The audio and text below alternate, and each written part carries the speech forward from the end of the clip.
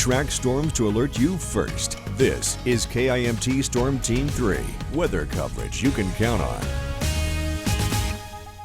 Hey, thanks for sticking with us here at 6 o'clock. It's time to get our forecast now with KIMT Storm Team 3 Chief Meteorologist Aaron White. And an interesting fall day, Aaron. We were delayed until 10:15 this morning because of frost on the golf course. Wow, okay. But probably not going to be that way tomorrow. Yeah, no, it should be a little bit warmer. We're looking at those strong south winds kicking in here overnight and actually going to keep us warmer than we were this morning. We were down in the 20s, Cami, so definitely frosty, but tonight we'll be into the upper 30s here by tomorrow morning, so about 10 degrees warmer, so looking better. But the downside is we have a high fire danger here tomorrow, so all outdoor burning should be avoided because those fires can get out of control and spread pretty quickly with the dry conditions that we've had. We haven't seen rain for quite some time, and it's going to be very windy. Winds are going to be gusting over 30 miles per hour here through the day. So red flag warnings are in effect from 11 a.m. to 7 p.m. here tomorrow. And looking at the wildfire danger risk of the index, it is a bit higher to the west because of the dry conditions.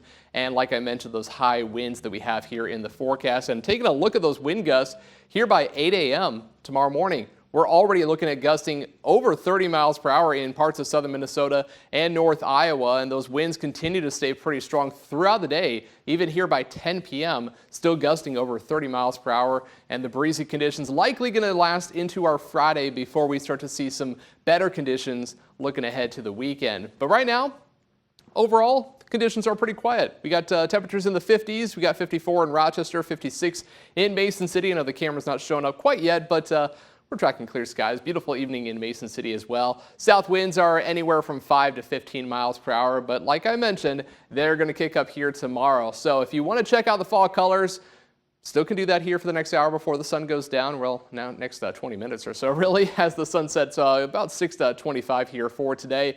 But as we go into tomorrow, we'll still see the fall colors around, but the wind is going to probably knock a lot of the leaves off the trees. But we are getting closer to that peak of the fall colors here in about the next week or so. Now, as we go through tonight, this evening, we are tracking clear skies. So if you haven't had a chance yet to check out the comet, it still is visible here. If you want to check that out between 7:15 and 8:15 is about pretty much the window here to really see it. It is getting higher in the sky. It's also getting a little bit fainter as the days go by. So each night, the comet is going to get a little bit less visible here, especially as it gets higher in the sky and towards the end of October. So this week and early next week really is the prime time to view that if you haven't done so already. But as we look at our forecast going through tonight, again, clear skies are in the forecast. South wind's going to kick in and help to warm us up here for the day tomorrow. 37 for tonight. We'll be into the 60s here for tomorrow. Again, we have that high fire danger with those strong winds out of the south, over 20 miles per hour. And our 7-day forecast showing us even warmer here for the weekend. We got highs in the 70s for Friday, Saturday, Sunday, and Monday before cooling down next week.